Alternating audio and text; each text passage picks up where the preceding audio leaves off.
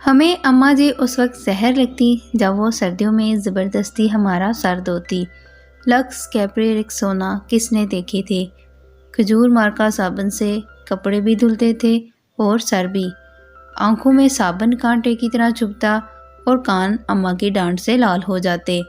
ہماری ذرا سی شرارت پر اماں آگ بگولا ہو جاتی اور کپڑے دھونے والا ڈنڈا اٹھا لیتی جسے ہم ڈمنی کہتے تھے، لیکن مارا کبھی نہیں۔ کبھی عین وقت پر دادی جان نے بچا لیا، کبھی بابا نے، اور کبھی ہم ہی بھاگ لیے۔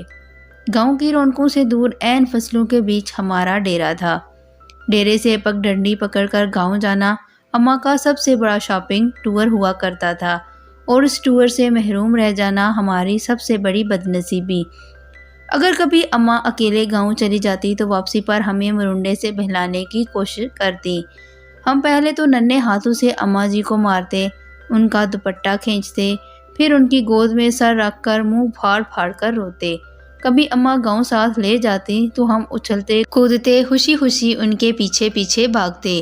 شام گئے جب گاؤں سے واپسی ہوتی تو ہم بہت روتے، ہمیں گاؤں اچھا لگتا تھا۔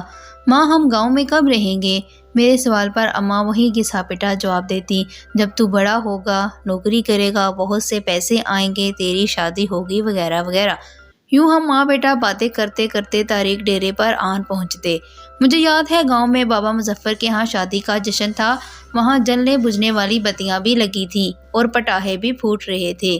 میں نے ماں کی بہت منت کی کہ رات ادھر ہی ٹھہر جائیں، لیکن وہ نہیں مانی۔ جب میں ماں جی کے پیچھے روتا روتا گاؤں سے واپس آ رہا تھا تو نیت میں فطور آ گیا اور چپکے سے واپس گاؤں لوٹ گیا۔ شام کا وقت تھا، ماں کو بہت دیر بعد میری گمشدگی کا اندازہ ہوا۔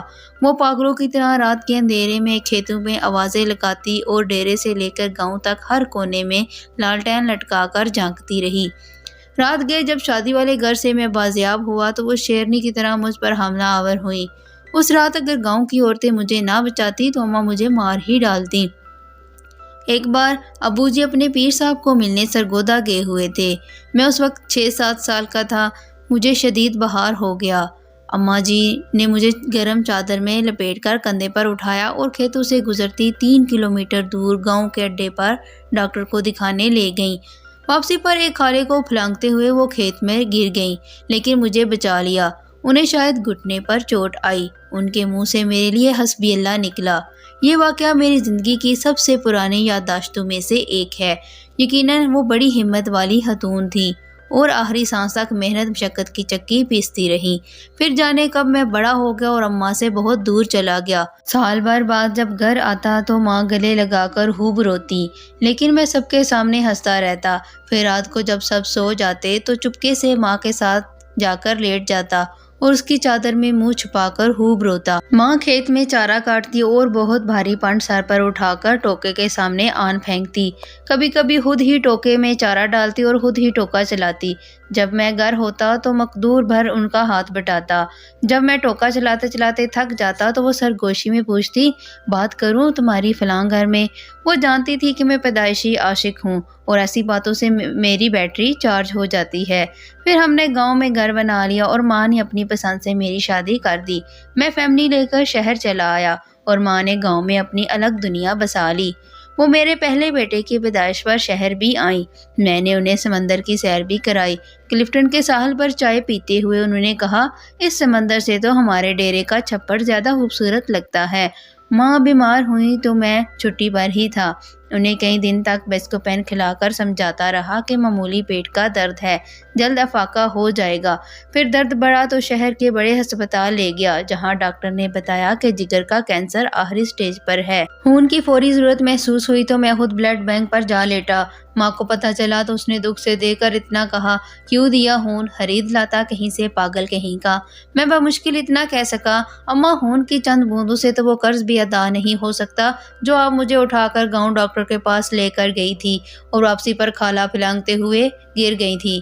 وہ کھلکھلا کر ہنسی تو میں نے کہا، اماں مجھے معاف کر دینا، میں تیری خدمت نہ کر سکا۔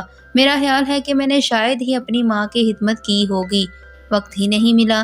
لیکن وہ بہت فرا دل تھی۔ بستر مرگ پر جب بار بار میں اپنی کوتاہیوں کی ان سے معافی طلب کر رہا تھا تو کہنے لگی، میں راضی ہوں بیٹا، کاہے کو بار بار معافی مانگتا ہے۔ اماں نے میرے سامنے دم توڑا لیکن میں رویا نہیں۔ دوسرے دن سر باری ہونے لگا تو قبرستان چلا گیا اور قبر پر بیٹھ کر منہ پھاڑ کر رویا۔